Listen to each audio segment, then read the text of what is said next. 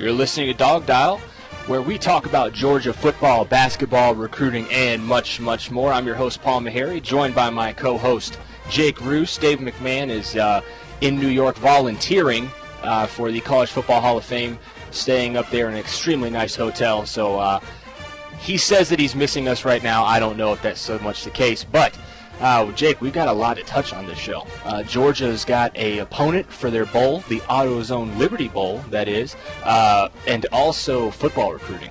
It's taking shape in a big way right now for Georgia. Yeah, it absolutely is. I mean, these coaches are putting some serious miles on and working those frequent flyer miles up into the upper stratosphere. I mean, yeah, that's how you hit platinum status fairly quickly. You go on a couple recruiting trips, you get platinum status. We're also going to touch on the basketball team. Coach Mark Fox and his crew are right in the middle of their season, and we're going to touch on a little bit of basketball recruiting at the end of the show and maybe how Mark Fox could change the culture around Georgia basketball and maybe fill some more butts in the stands. All that and more coming up on this week's edition of DawgDial, presented by UGASports.com.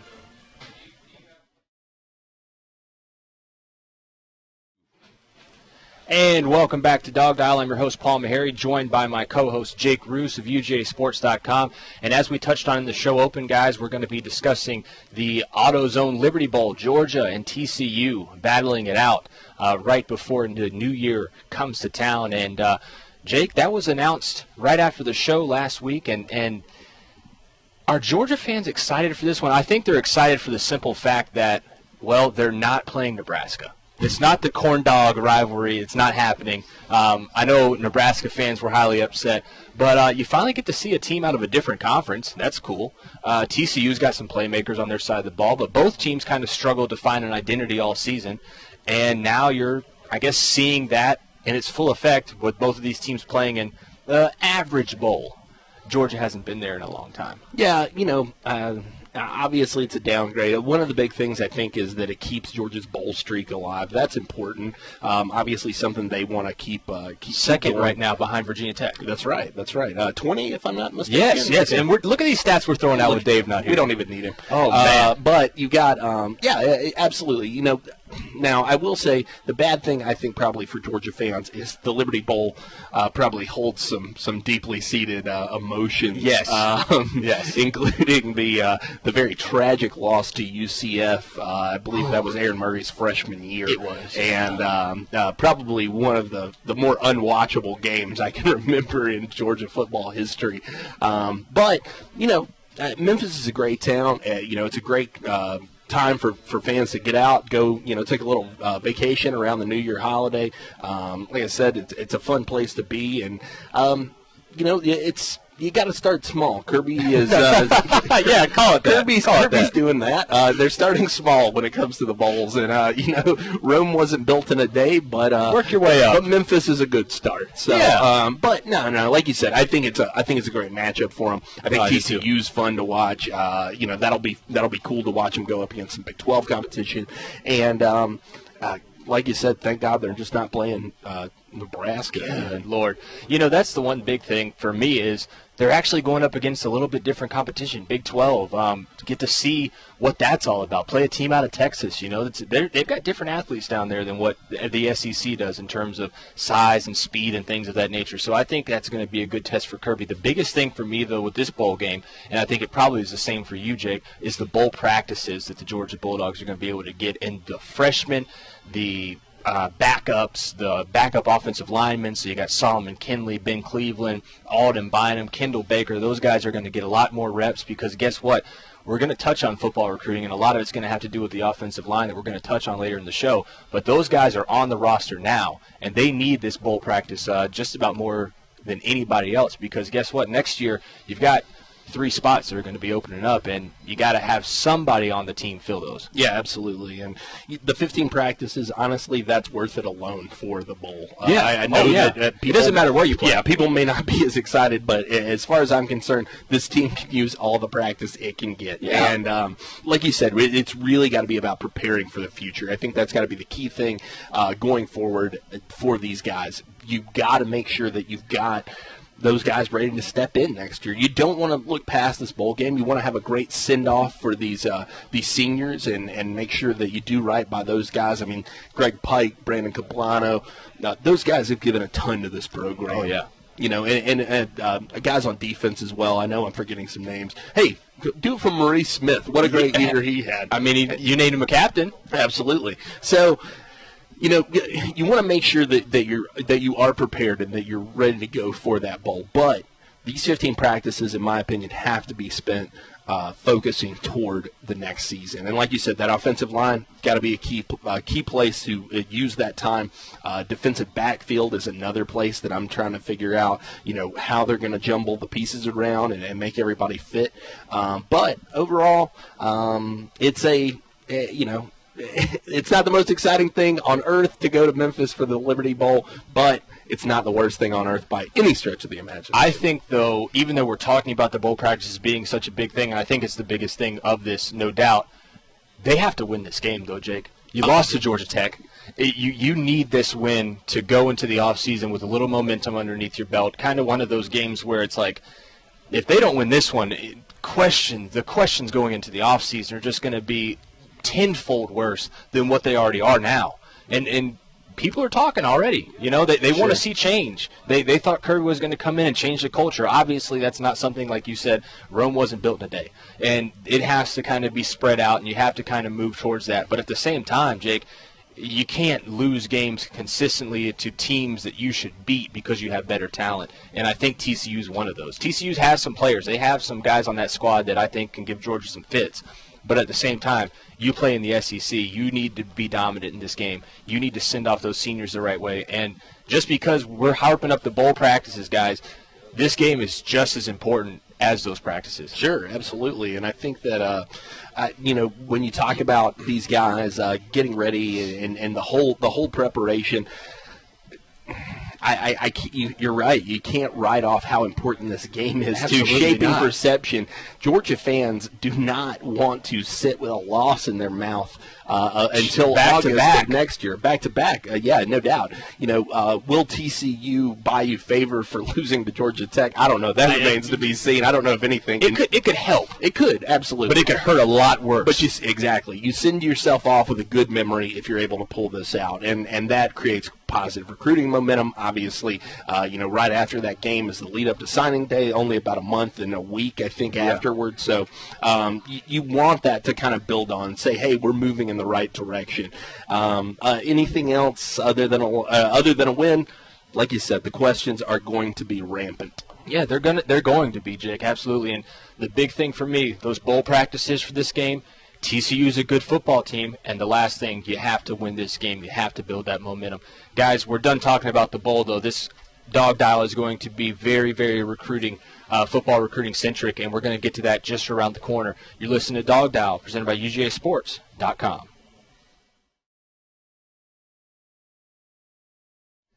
And welcome back to DawgDial, presented by UGA Sports. This is Paul Maharry, your host, alongside Jake Roos, also a host. And, Jake, we're sitting at Champy's Chicken on Baxter Street. Not only is the food amazing, but they've got something really special going on that I want our listeners to get a listen to. Yeah, absolutely. If you swing by here, not only can you get your hands on some of the best food in Athens, Georgia. By far. The fried chicken's incredible. The tamales are ridiculous. The salad's great. The baked beans are to die for. So come here for that reason alone. But do some good also this holiday season. Swing by, bring an unwrapped toy. They got a thing going for Toys for Tots right now, and they'd love to have a donation from you.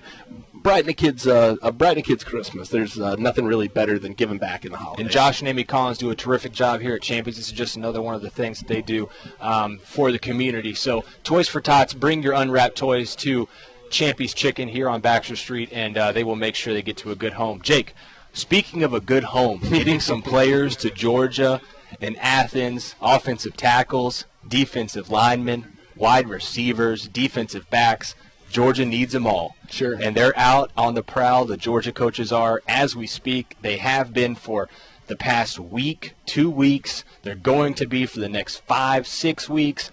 this is the time right now that Georgia kind of has to ramp up everything, get those guys in order, get that class starting to gel. You've got a lot of good prospects already on the hook. Richard LeCount, Jake Fromm, the list goes on and on. DeAndre Swift, Mark Webb, Tennille Carter. You got a lot of guys on board, Jake, but there's a couple, and there's a lot that Dog fans want to see on that list. What are you hearing about the latest big-name guys coming out? Well, which position do you want to start with? You know what? I think the one that everybody wants to start with, there's a guy up in New York, Brooklyn to be specific. Yeah. His name's Isaiah Wilson. I don't know if you've heard of him. The notorious B.I.G. Yes. That's who that guy is. He is, Isaiah Wilson, obviously a key recruit for this class. Georgia just found out, as did everyone else, that his decision's coming down on Christmas, so that's going to be a big surprise for somebody. Somebody's going to get a big Christmas present. Somebody's going to get some coal. I don't know how Santa's going to drag him down the chimney. That's a big man. But Wilson is a kid that I really think over the course of the last couple of weeks, maybe even the course of the last month and a half, you've really seen Georgia start to gain some traction. Now, I'm going to give a big shout-out here to Trent Smallwood over at UGASports.com. Trent has been on this the whole time. He's been saying he sees Wilson as a part of this class. I was a bit more reluctant. I was there with you. I thought that Alabama was going to end up being the major player, and they are. I mean, Alabama is going to be a huge consideration throughout this thing, and we won't know until Christmas Day whether or not it'll be the Tide or the Bulldogs or Michigan or wherever he decides to go. But Georgia, it won't be for lack of trying. I can guarantee you that. They are doing everything in their power to make sure that he becomes a Georgia Bulldog. They're they're out on the recruiting trail, like you mentioned. Tuesday night was spent in home with Wilson. Yeah. The flights were delayed out of Brooklyn, which I'm sure Kirby Smart had a little hand in. He probably called the air traffic controllers. Exactly. It's a little too foggy for us to take off. But Wilson is, in my mind, when you're looking at this whole 2017 class, there's probably about 3 to 4 guys who I would say can jump in and start at tackle for you next year. He's one of them. Yeah. Foster Sorrell would be another guy that I think could get in there. Maybe a guy like Alex Leatherwood. Some big, strong guys in this one. But it's a limited class of guys who are able to produce that fast and that early on. Isaiah is one of those guys. He's that special. So what he means to this Georgia class is everything. I mean, it's what you brought Kirby Smart in for. It's what you brought Sam Pittman in for. It's what it's why you play the game, is to get guys like this. And to pull him from Brooklyn, New York, there's not really much you could say. I mean, other than about how impressive that would be for these coaches, this staff, and like I said, what it would mean for this class. Now, what people forget, I think, and we talked a little bit about this over on the UGAsports.com vault earlier today, don't let this cloud your judgment in terms of the offensive line. You've got a great class going, right? Yeah, I think people forget that. You really do. You've got a fantastic class. Deontay Demery and Andrew Thomas have high ceilings, all the potential in the world to come in and really develop into something. I don't know if they're ready just yet, but they're going to get there. Yep. I think at least one of those guys can out for you and see significant playing time. Justin Schaefer and Torrey Johnson, boy, those Cedar Grove kids have really shown what they're about this season. I've been saying that Torrey's going to be in there early on. I think as soon as he gets to campus. So, but you want to finish strong. The two guys that I would be considering the best finish, in my opinion, for Georgia would be Wilson, obviously, because of what he brings physically, his raw tools. Told our Adam Friedman recently that he got 10 times better at pass protection. Under Sam Pittman. He was there for how long? Yeah, it was like a couple days. Yeah. It wasn't very long at all. And so, he was able to build up his game. The other guy I would be looking at still is DeMarcus Hayes. I think that it behooves you to go out and get a JUCO guy, a guy with some experience under his belt, who you can, kind of lean on early on. Maybe if none of these guys are ready, you've got somebody that you can turn to early on in the process. Hayes is a big cat, a lot of size in that guy's game. I really like him, and I think that, Georgia's going to be a heavy consideration. Mississippi State will end up being the team, I think, to beat in the end, but Georgia is going to be right there, and we'll see how things go after the official. I think, though, Georgia fans have to look at Sam Pittman and just give him a round of applause because he's bringing in big-time 5-star talent official visits. Alex Leatherwood was on one. He's getting Isaiah Wilson. He's bringing in the guys that he needs to. He's trying to fill. He knows he has problems with his tackle positions for next year. He's trying to fill those right now. And, you have to commend the job that Sam Pittman's doing, and you saw it last year as well. He finished off the year extremely strong, bringing in a guy like Solomon Kinley. He kept everyone else that he wanted on the offensive line in terms of commits. And, Solomon Kinley was one of the only freshmen to play on the offensive line, even though he played, a play, and they're trying to get him a red shirt. But that was the guy that he brought in, So I think you have to commend Sam Pittman with that. Do we have any questions about the offensive line, Jake? I'm sure there's some. There were some questions. There were definitely some questions about Leatherwood. Who I think's a physical freak. Yeah, I love Leatherwood. I love Alex Leatherwood. I think that he is going to end up being a stud for somebody. I don't think that's going to be Georgia personally. I don't think that it's going to happen. He seems really, really committed to Alabama. And I think he's going to be a really good player. I do too. Now, when he ends up on the field, I don't know, because he's got Jedrick Willis is coming in with him. Yeah, he's got every 5-star in America to beat out. Jonah Williams looked like All-American. Elliott Baker is probably in there as well. So, he's got an uphill battle, but not a kid who's scared of competition, nor would I be if I were his size. Exactly, yeah. And they've got so many kids coming in over there at Alabama. But also, I think we need to touch on the defensive backfield. There's a name that's popped up there that wasn't even on the radar last time we did our show. Yeah, absolutely. And he's a guy that if you look at him, if you watch his tape, do not look at name recognition, do not look at stars, do not look at where he's at. I think he's a top talent in terms of, defensive back. Well, and he's a guy that you can go back and sort of review his history and see that, Georgia's not the first guy to check in on this guy. The guy we're talking about is Lonnie Johnson. He's out of Garden City Community College.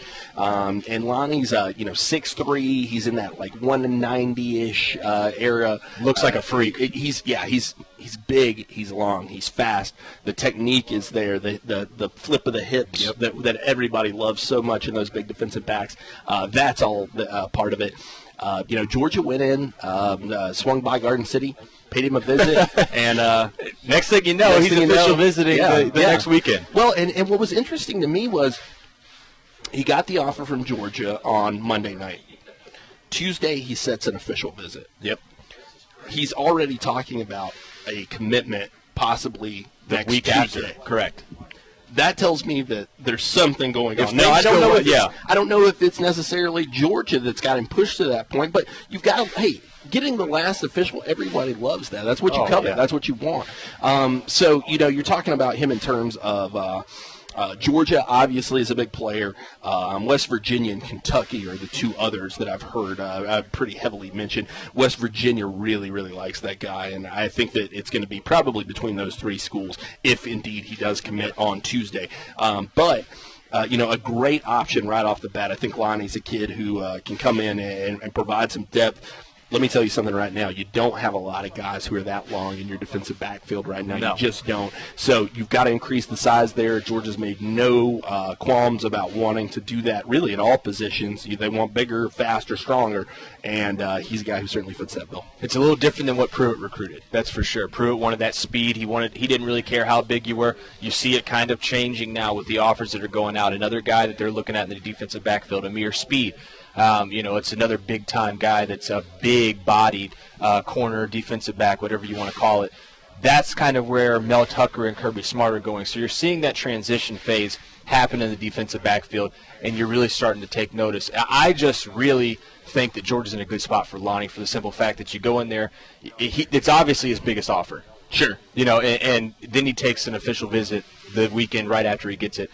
And if you go watch his tape, you'll see why. I think Trent Smallwood, again, shout out to him. He's been on Lonnie's hype train ever since he saw the tape. Yeah. And, there's a reason to be. He looks really good. Sure.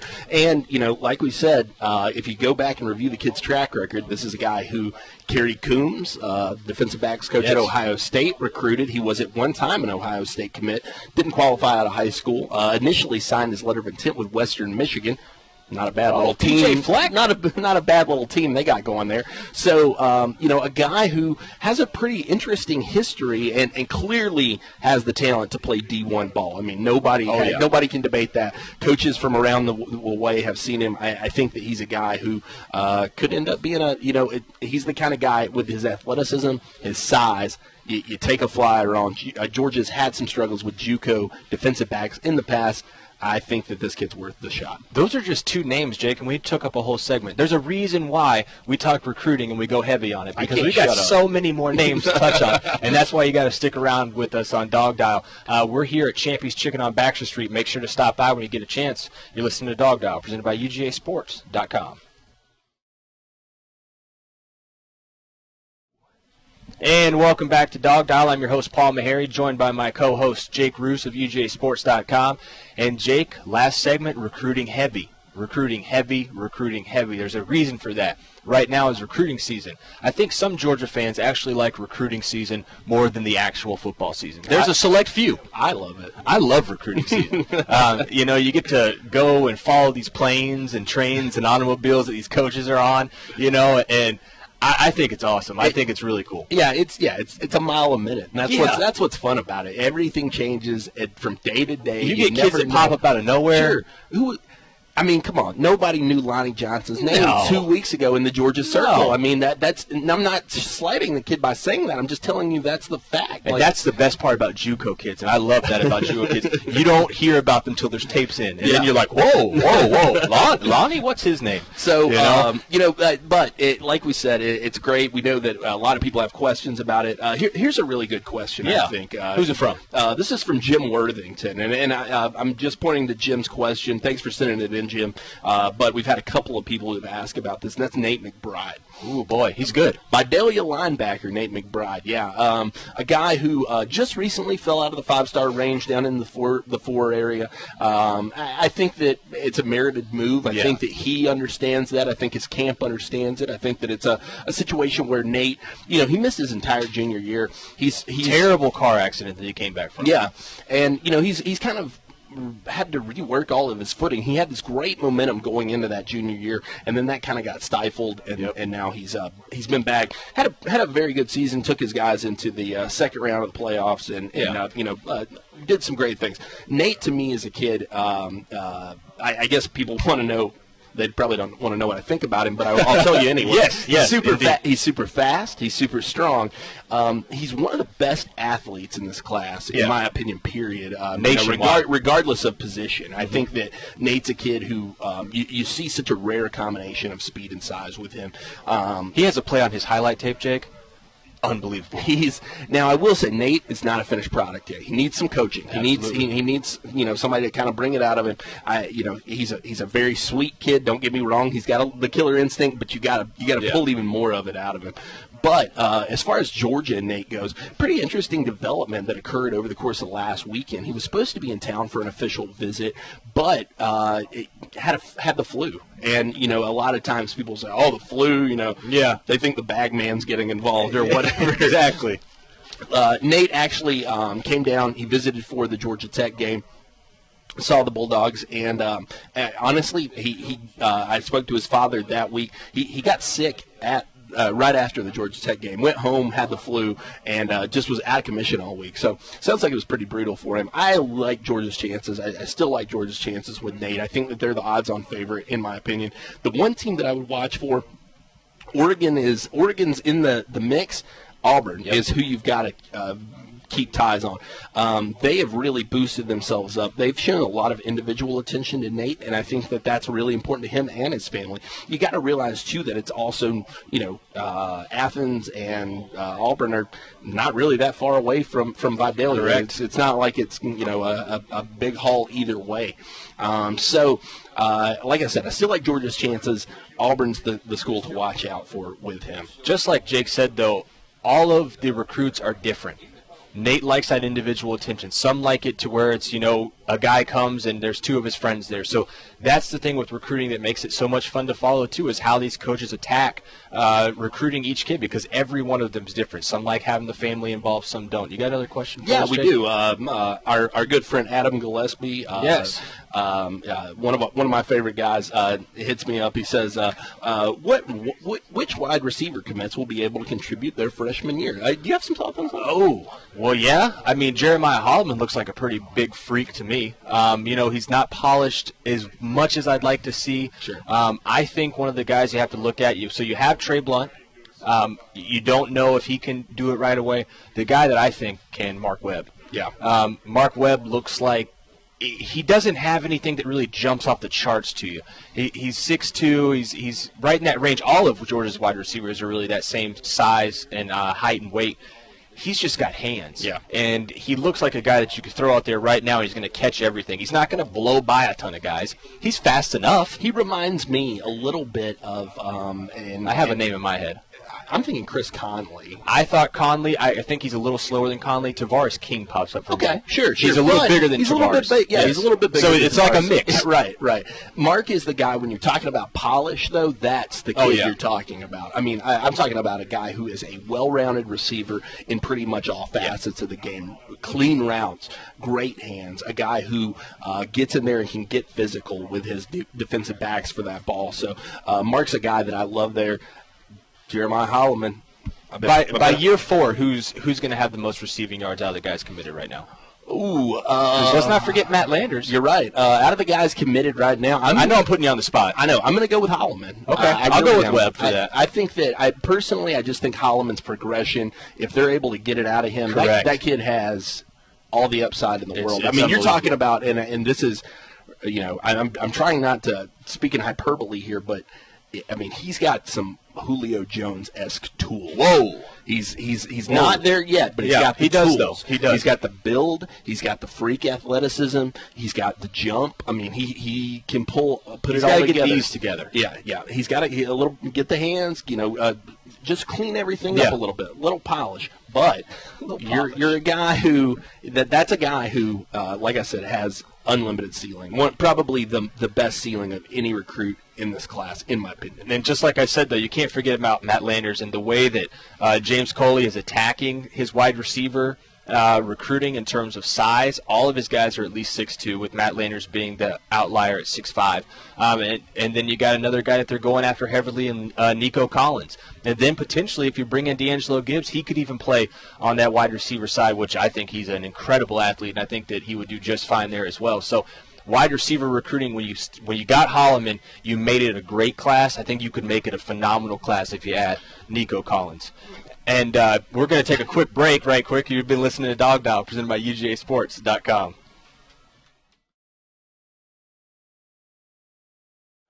And welcome back to Dog Dial. I'm your host, Paul Maharry, joined by my co-host, Jake Roos of UGASports.com. And, guys, we've been coming at you heavy with recruiting all show. We're not going to stop now. No reason to. This train's rolling. Jake Roos is on board.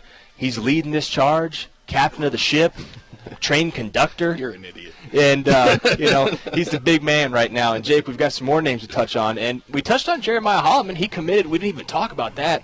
Another guy that we didn't even talk about because we thought it was coming. We knew it was coming. We just didn't know when. Malik Herring.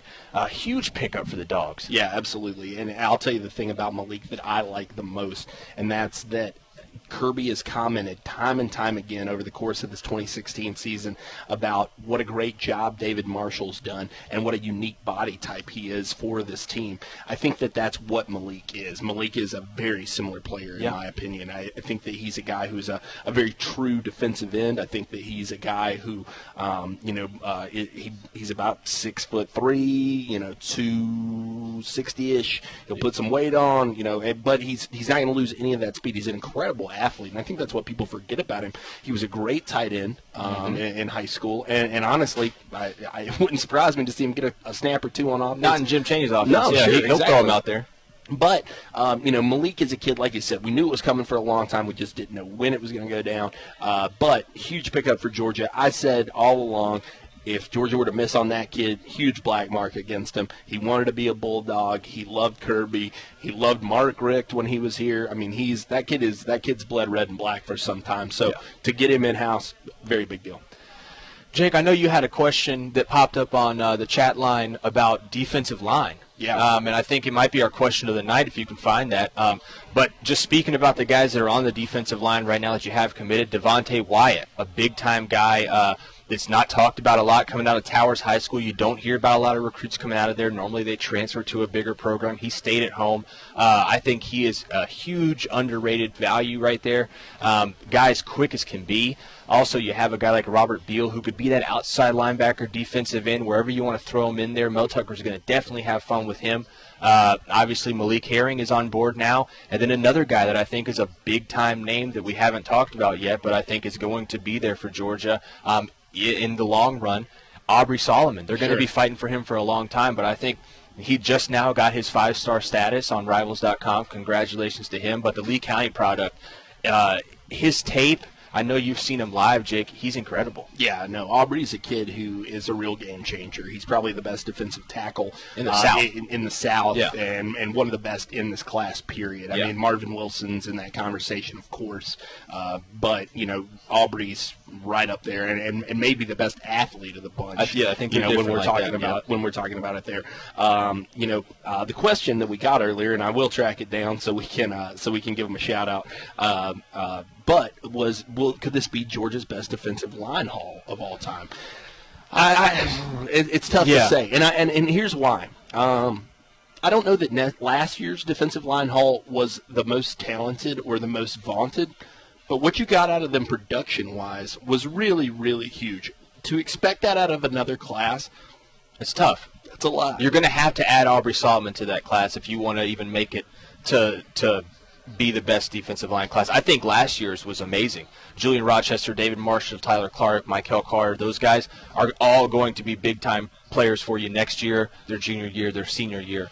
I think they're all guys that, I think last year's class, in terms of just potential, I think it's a little better than this one, but also you have to think that it's a different type of guys that they're recruiting too, in terms of Robert Beal and Malik Herring on the outside. You had a lot more inside defensive tackles in the last class. If you get Aubrey Solomon, though, I think that's a huge pickup, and I think he's probably the best one out of both classes combined. So if that gives you any indication, I think last class is a little bit better. If you get him.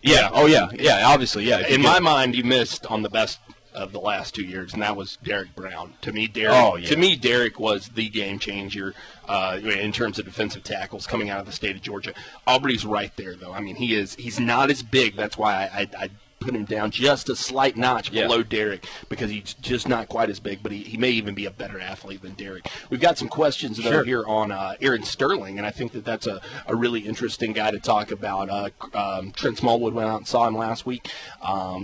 Said he reminded him a lot of Georgia's Marcus Howard. Yes, and said that he's undersized. He is. He's a 6'1". He's not as big as Malik. I mean, to be your defensive end, but all that kid does is wreck. Yeah, he makes plays, man. He makes plays. A wrecking ball.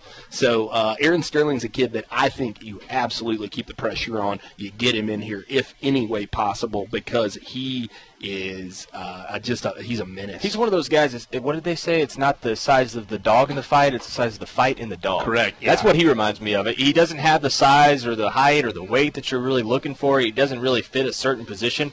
He's just got that dog in him. Yeah, absolutely. And I think he can play. It just depends on how Georgia looks, in terms of bringing him on board. Chase Eckerman says, please talk some about DBs. We touched on Lonnie Johnson a little bit earlier, so we won't revisit that one. A guy that I'm keeping, really two guys that I think I'm keeping the closest tabs on.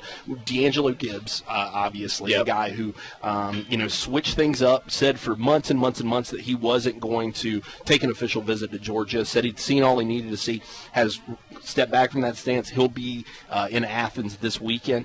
The other guy is Trey Bishop. out of Terrell County, and I know that Paul's over here having a good time thinking about it. But Trey Bishop is a world-class athlete, a kid who is a dual-threat quarterback. I love that he's sort of got that mindset about him. He knows how the quarterback plays, but he's also just a big, tall, long defensive back, and I think Georgia's finally sold him on the opportunity and the ability to be that for this class. If you finish off with D'Angelo Gibbs, Lonnie Johnson, Trey Bishop, with LeCount, with William Poole committed, that's a haul. Yeah, that is a haul. Sure, absolutely. I think so. I think you've got some guys. If you're talking about adding Bishop, let's say you get Gibbs, let's say you get Lonnie Johnson. You've upped your size. You've upped your size really, really fast and exponentially in my opinion. And that's what Georgia's looking for. Guys, stay with us. We got one final segment. You're listening to DawgDial, presented by UGASports.com. And welcome back to DawgDial. I'm your host, Paul Maharry, joined by my co-host, Jake Roos. And if you're a longtime listener of the show, you know that music indicates this is the final segment. Guys, make sure to follow us on Twitter. I'm at P. Maharry. Jake's at Roos Recruiting. The show's Twitter handle is at DawgDial. That's DawgDial. And also, make sure to stop by Champy's Chicken in Athens, Baxter Street. They've got something cool going on right now, Jake. They're handing out they're gathering toys for tots to hand out to children for Christmas, and I think it's an awesome thing that Josh and Amy Collins are doing here. So make sure you stop by, get you some bird, get you some 40, and drop off a toys for tots, and I think it's just an amazing thing they're doing. Jake, last thing we're going to touch on is, Georgia didn't have a player named first or second team All-SEC. Is that surprising? Not one. It is surprising to me, and the reason it's surprising is because that's something voted on by the coaches. Yeah. And, I had a chance to talk to Josh Collins before we came on the air. It really gives you a sense of how they feel, the other coaches feel about Georgia's talent level. Yeah. The type of players they have. Did I think that there were some guys who could have made it? Yeah, probably. Maurice Smith is a guy who I thought Roquan Smith. Roquan Smith had a great season. Trent Thompson, maybe a second-team guy or something like that. But to have nobody make it out of that group, very surprising to me. Something that I guarantee you Kirby Smart is using as motivation, something he's taking as a personal affront, and something that I got a feeling they will not tolerate next year. Something also on that front, too, is a lot of coaches in the SEC are now using that against Georgia, saying Kirby Smart can't develop talent. He's got nobody on the all-SEC teams. Don't think that's not coming into recruits' homes, because it definitely is. I think that that's something that Kirby's trying to change, though. And I'll tell you this. If I'm Kirby Smart and that's what you're saying about me, yeah, I'm going into those guys' houses and saying, I don't have any SEC. I don't have any all-SEC players. I need you to come be one for me. Yeah. I'm spinning it works. It all works. It's all a big, huge spin. Recruiting is. And, Jake, we've got a couple more minutes. Who are some names that you're going to be watching in the next coming weeks in terms of recruiting, and who are you going to be following a lot more closely now than you probably weren't last time we talked? The number one guy for me is Isaiah Wilson, period. Yeah. Point blank. I know that we've been following him for a long time. We're going to continue to do so. His official visit, huge deal for Georgia this weekend. I think that he matters as much as anybody to this class. If you're able to bring a guy like that in, you shape perceptions about the future of this program. You shape perceptions about the ability to recruit, and you shape your future in a big way, I think. Obviously, Lonnie Johnson's the other guy I'm probably going to be watching. Trey Blunt, though, is a guy to keep your eye on over the course of the next couple of weeks. I spoke to Trey the other night, and he won't really discuss his commitment status. He says, I'm just trying to take everything in. He's going to take an official to Georgia. He's going to take one to Florida. A guy who's going to get around and sort of, see his recruitment through, I think, despite his Auburn commitment. So those are probably three guys that I'm going to be watching most closely. Obviously, D'Angelo Gibbs, early enrollee. What's going to happen with Tennille Carter after this Texas visit? I think that was going to be mine, Jake. You stole my thunder on that. I think that's something you definitely have to watch. I think a lot of people are downplaying that. I think with Tom Herman heading over to Texas to take that head coaching job, one of his biggest priorities, I think maybe his biggest priority on the offensive side of the ball, was getting Tonio Carter to get an official visit with him, and he's done just that. So I think that's something you've got to watch for. It'll be developing over the weekend, and something that I think Georgia fans need to be worried about, but at the same time, he's an early enrollee. Is he really going to change course that quickly? That's the thing that's working in Georgia's favor with that. How concerned are you? On a scale of what, 1 to 10? Yeah, sure. Like an 8? Oh, 7? wow. Okay. Yeah, I think it's big. I'm not that worried. I'd put my concern maybe at a 3 or 4. I don't know. I think that it's building more traction. I think if he gets through the weekend and everything's fine, I think there's nothing to worry about. I think the SEC factor plays in pretty heavy with him. I think Del McGee's recruitment sure. Solid. Everything's working for Georgia. Yeah, Georgia is, in my mind, I think they win. Okay, I'll go with 6. Okay. But I'm still See, highly I already 50%. talked him down. You got to listen to me. I'm the guy who takes the edge off. Yeah, no, but I think it is a real serious thing that. I mean, obviously he's taking the visit to Texas. He's not just going there for his health. So, I think he's going to listen to what they have to say. I think at the end, though, Georgia does get him, and they get a pretty nice haul with him and DeAndre Swift. You get a guy out of Texas. You get a couple out of Pennsylvania. You get a guy out of New York and Isaiah Wilson. If you're able to wrap that up, I say Kirby Smart's traveling around the country to find prospects for the Georgia Bulldogs, just like we are traveling around asking questions, getting them in. Jake Roos, Paul Maharry for DawgDial. You've been listening. Thank you so much for bringing us into your homes, and we'll be back next week. You've been listening to DawgDial, presented by UGASports.com. Thanks, folks.